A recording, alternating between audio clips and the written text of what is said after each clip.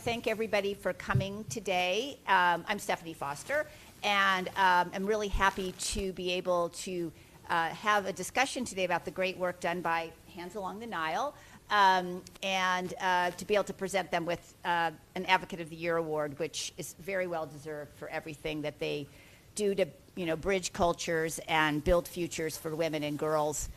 I'm going to start with Jennifer and really ask Jennifer to tell us a little bit about her story, why and how she got engaged with really this tremendously important issue, which is how to strengthen partnerships between Americans and Egyptians and other people around the world. So if you could tell us a little bit about that and any specific stories that you think kind of are pivotal moments for you. And then the last thing I'm going to ask you is, as you've done this work over several years, many, sort of how or has your view of women's empowerment changed over time? And, what lessons do you take from that? So Jennifer. Great. Thank you so much, Stephenie. So I think I'll need to highlight two moments from my life to answer your question. As far as building bridges between the Middle East and the West, I was really fortunate to grow up in the Middle East and to spend my early career in the region. And I was just so well loved by friends, by friends, colleagues, so many students there. I remember in Egypt when I was in grad school, my Egyptian friends would have me over, they would make food, and they would send me home with food for a week. And I happened to be living in Syria on September 11th, and the outpouring of love that I got from people there was just so tremendous. My students, when we came back to gather again after 9/11, they had prepared a speech, and they stood up, and they said, please know that we love America, and please don't think that we wish you all anything but good. My dry cleaner came to my door in tears just to say, we love you, we support you. So I had this all my young life, all this love from people of the Middle East. So when I moved back to the States, I really was committed to wanting to give back to these people who had cared for me and loved me so well. So finding Hands was just an amazing fit for that. Now, your second question about empowering women goes back even further. I mentioned that I grew up in the Middle East, and in high school, we were living in Egypt. My dad, who is here today, was a minister, and my mom was a social worker. And with those two careers, you can imagine we had lots of books around the house, lots and lots of books. So when I was about 15, I read this book. This is the actual copy of it. It was a book that my mom had by an Egyptian-American social worker. It's called Hul Khel, 5 Egyptian Women Tell Their Stories. And it just opened my eyes to the realities of what women were dealing with in Egypt that I wasn't seeing in my very urban life. And it just showed me some really interesting practices and traditions. And so from that point, when I was 15, I said, if there's ever a way that I can help support Egyptian women in building better lives for their daughters, I want to find a way to do that. So we are really here to listen to our Egyptian colleagues, our Egyptian friends, our Egyptian partners, and support them and let them set the agenda. Let our local partner organizations on the ground and then local leaders like Inez and Aisha, who are here with us today, let them say what they want to do and invite us if there's room for us to come in and find ways to support them in their efforts. But definitely important to kind of listen and learn and let our local colleagues sort of take the lead on that. But talk a little bit about and give us a sense of what kind of progress you've seen for women in Egypt, whether it's legal or economic or social. And are there any things you want us to know about that are, kind of, again, stories or data points? And then also give us a sense of the challenges you think we should be aware of as we think about, how you are approaching trying to ensure that there's a more equitable situation and landscape for women and girls in Egypt. So I'll start with you, Inez. Thank you. Okay. Hi, everyone, and thank you for this opportunity. I'm happy to share with you some thoughts about the experience of Egyptian women in Egypt. Actually, in the recent years, there are many progress for women, especially because we got received the support from the president and the commitment to empower women. For example, in 2017, the National Council for Women issued the National Strategy for Empowerment of the Egyptian Women, and that started from 2017 till 2030. And this national strategy actually define the meaning of empowerment at the first, which focusing on giving the women the power and the self-confidence for appreciation, giving them the right to choose their life and also be able to change the community and their whole life. The strategy focusing on four main pillars related to empowerment, which is political empowerment, legal empowerment, social empowerment, and economic empowerment, in addition to protection from any harmful practices and violence that women are facing. In order to let this strategy implemented actively, there are specific indicators which is assigned for organization, ministries, and non-governmental organization to all to give every institution the responsibility for achieving the strategy. And the National Council for Women take the lead for following up and keep tracking of the progress and what is missing, what is the gap in achieving the strategy. Another recent progress is related to the new Egyptian labor law that is just issued in September 2025. And this law actually has many progress for women. The first part is related to defining new types of work for women, such as part-time, freelance, taking a task, working by task. All of this type of work, it was not accepted, and it was not exist in organization, especially governmental organizations and public organization. It exists in international, but local organization does not have such type of jobs, which actually will empower women to be able to participate in the labor force and also taking care of other responsibilities, which is one of the main burden for women in Egypt to have household responsibilities. It's one of the main challenge they are facing, and also for some women to leave or drop out from job to be able to commit to other household responsibilities. And the law also taking care of providing safe working environment for women, because one of the main challenges women are facing inside workplace is experience discrimination or violence or sexual harassment. So the law enforces institutions to provide protective mechanism and reporting mechanism for such incident to empower women and also give them the space to work comfortably without any fear of experience any harmful practices.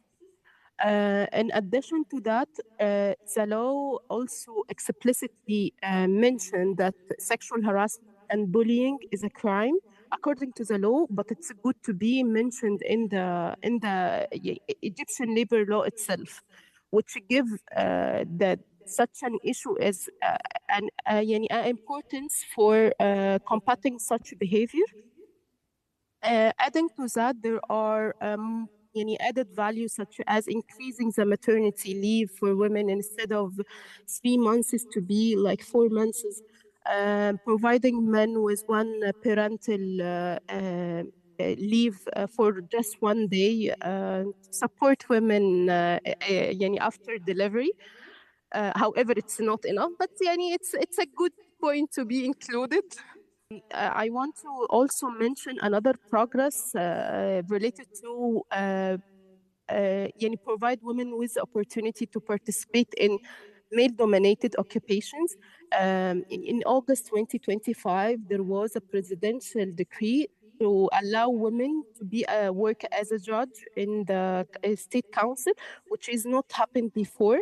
So now we have like around 49 women as a judge. which is يعني, a great progress. A lot of feminists working for many years to have women in the parliament or in the judge, because it was not accepted at all for women to work as a judge or in prosecutions, etc.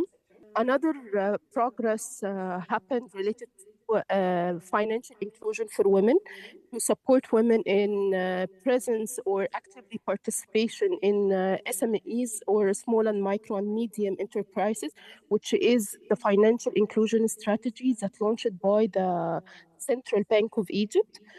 Through this initiative, there are many activities took place to improve women access to finance, because it's one of the main challenges for women to enter SME sectors is a lack of finance and lack of ownership for assets, which is main barriers for financial institutions to trust in women and giving them finance to start their businesses.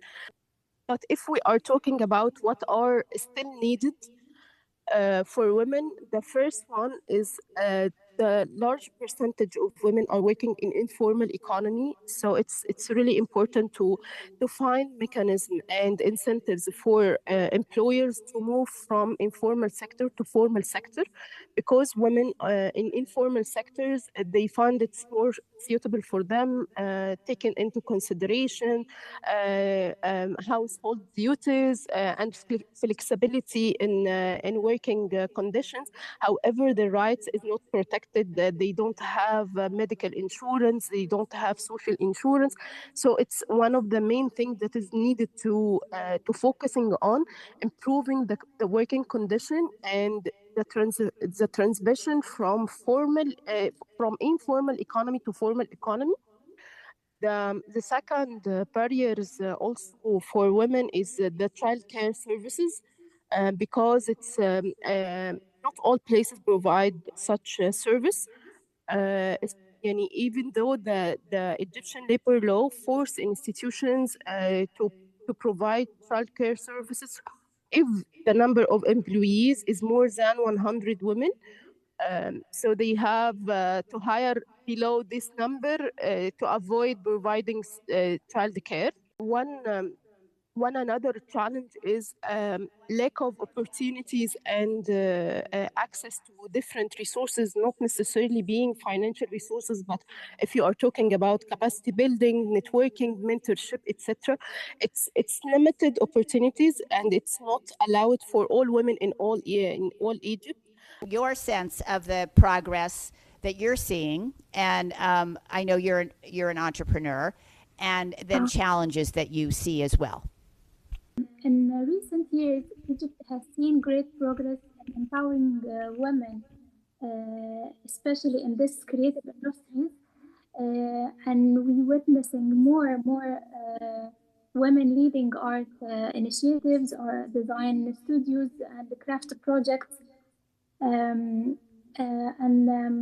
also we found government programs such as something called IBDAع, alongside with the international and the national initiatives like UNIDO, International Labour Organization, USAID, OUAID, and Egyptian Industrial Modernization Center.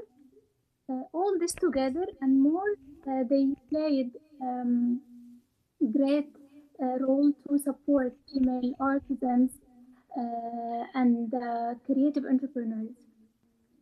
When we see one of the greatest milestones this year, we had the board elections of the Egyptian Chamber of Handicrafts. And now, this year especially, 8 women won seats out of 12 seats. And this is great success and great milestones, because when I remember I established my gallery in 2007, there wasn't even handicraft chamber, or there is any initiative support women or or any small project in handicrafts and the creative entrepreneurship. Especially a lot of these women, they support their families and their own life. 2015, especially 2015, we saw a popular Egyptian TV show name called صاحبة السعادة, has played a big role to promoting the idea, to promote the creative and the handicrafts industries.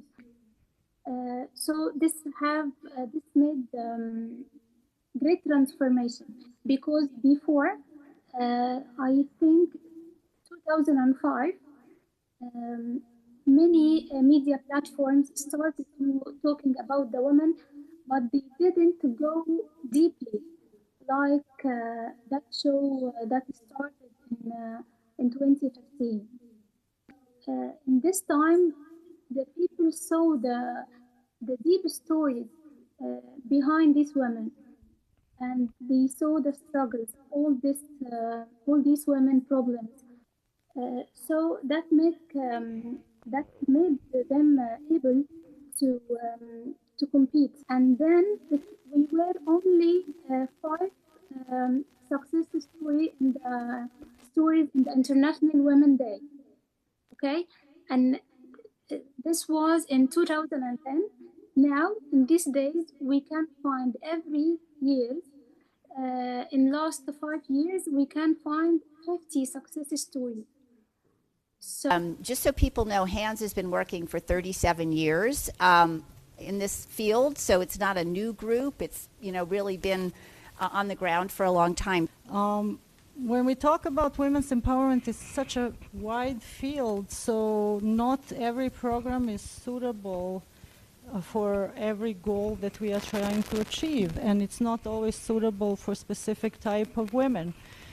Gender empowerment first is part of everything that we do in Hands. So even other programs that we are talking about, creating youth employment or economic empowerment or health, we always make sure that gender components is very strong and that women are given equal opportunity to participate. And then there are other programs that are focusing strictly on women, but again, it's not the same if we are talking about women in the garbage collecting community or somewhere in the farm in Upper Egypt, and then educated women like us.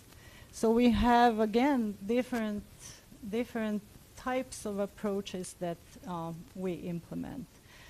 Microfarming program for women in Upper Egypt.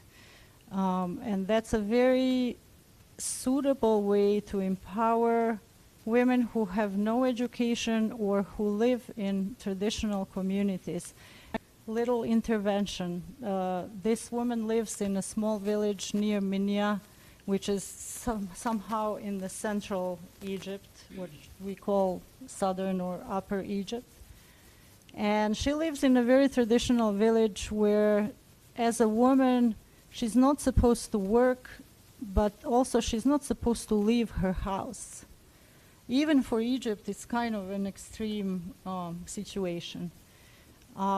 But through this program, she was given seedlings, and she was taught how to grow these seedlings on her roof of her house by using only water, not even ground. And she started to produce little seedlings for peppers or different types of produce, and it was a good quality, so people started to come and buy it from her. And little by little, she made a small business on her roof without leaving her house. But this is not the point, because we don't want to help her stay in her house forever. That's not the point of the program. I asked her, so did something change with in relationship to your husband after you started to make money? And she said, she was very kind of direct and open about it, and she said, he's very happy that I'm bringing money.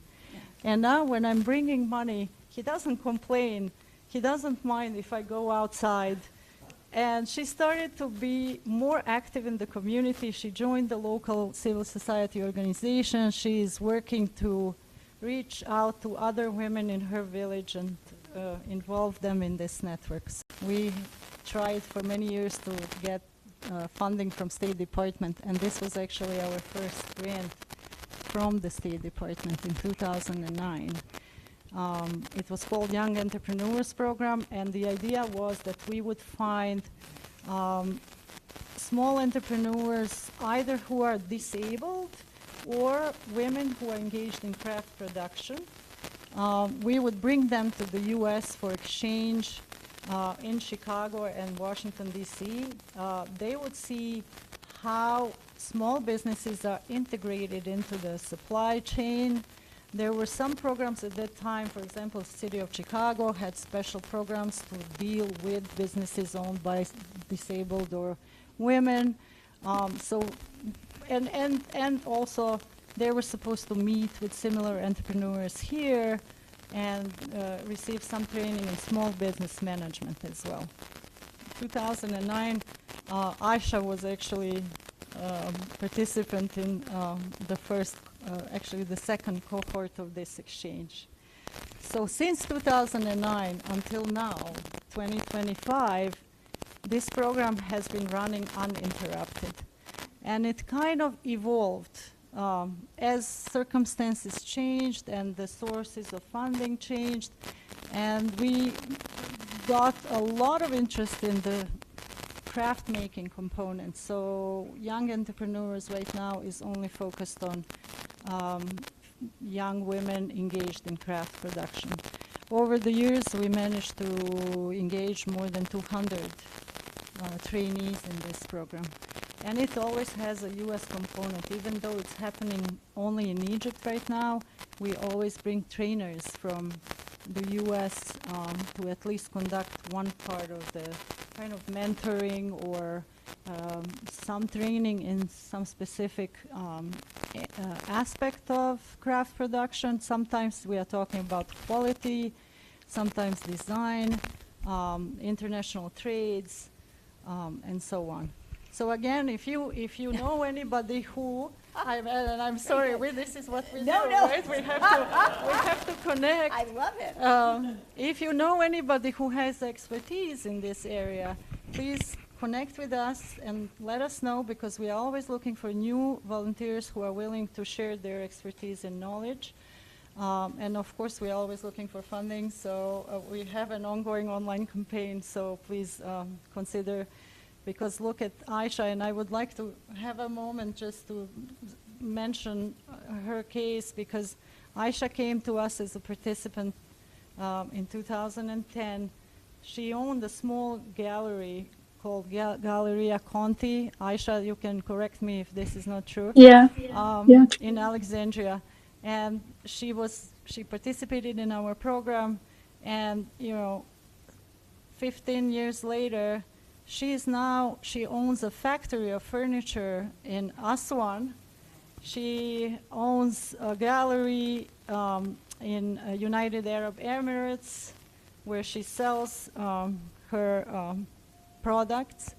And, in our correspondence, she credits, to some extent, participation in our program for giving her ideas and encouragement to think about herself as a businesswoman.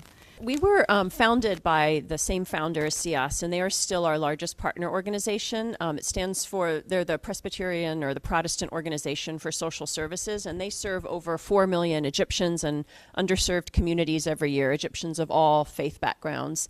And it's a beautiful intercultural and interfaith activity there. So they continue to be our largest and most longstanding partnership. Maybe mention microfinancing. Sure, yeah, that's one of the programs that we're most excited about. We support a lot of locally run microloans, where a loan as small as $125 can enable a woman to buy some chicks and start a whole little farm of chickens and sell the eggs and sell the chickens and really expand. And like Ivana said, with her example of the microfarming, it empowers not just women, we give them to men also, but it empowers, in a woman's case, empowers her in her family and in her community, really gives her a voice as she becomes an income generator in her family. So, I want to say a little bit about this award that I have established several years ago, because to me, I've worked in this field for a really long time and worked with many of you in this room, and some of you not, but I will probably work with you in the future.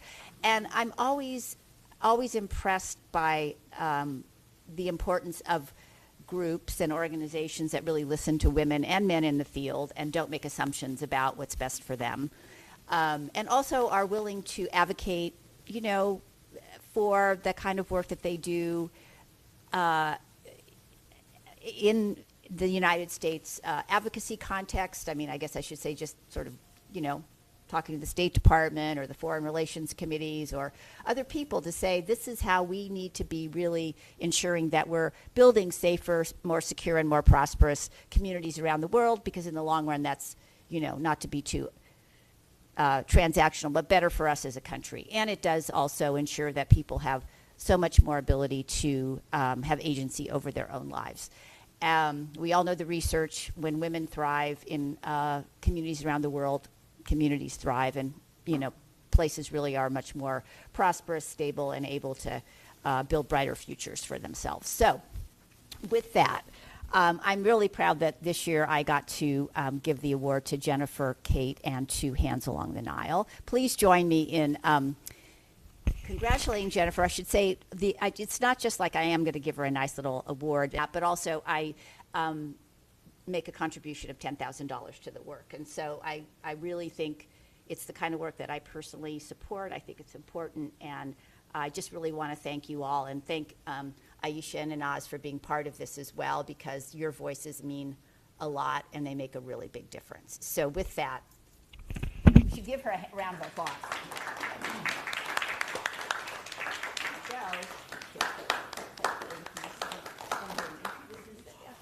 And the book. Yeah, and the check. Thank you so much. Okay. Stephenie, thank you so much. It's just such a testament to you that you are using your platform to highlight the work of other women and other organizations, and that you're looking for grassroots efforts, the smaller organizations. So often it's the really large organizations that get all the attention, and so we're just so honored that you have noticed our work and are honoring us in this way. And I just want to also say that I accept this on behalf of 4 different groups of people. So first of all, I know that my name is being used, but first of all, my colleagues at HANDS. Ivana has been with me for over 2 decades at HANDS. And there are several other folks in the room who have worked with us at HANDS for many years. And we have had semester after semester after semester of interns who share their time with us. And we're just so grateful to them and all that they have built into our organization. I also accept this on behalf of our board of directors, many of whom are here with us today. We're so grateful for your leadership and for all that you have poured into HANDS over the years. Thirdly, I accept this on behalf of our supporters all around the country and around the world, many of whom are joining us today via Zoom. So I definitely accept this on behalf of all of you who so generously give of your personal resources to make these kind of life-transforming projects possible. And then finally, I also want to accept this on behalf of our local partner organizations. As Ivana mentioned, we always work in partnership with local partners. That's why we keep things small here, so that we can support their work on the ground. So Stephenie, thank you so much. It's such an honor, and we're so grateful. It is the power of the network, and I think it really speaks to me, and I say this a lot to people when I speak at things or go to events, that so much of what we do is really informed by the people we meet along the way and the connections they help us make with each other. So I just had to mention that because I think the power of the network is super strong and very important. And I think it's just, again, you know, really knowing that we're stronger when we reach out to each other and kind of support the work that people are doing that really helps navigate a better future for everyone. So I want to thank all of you for coming, and those of you online, those of you in the room. And again, thank you to all of you, Jennifer, Ivana, Inasin, Aisha, sorry, for being part of this and sharing their experiences. So thank you.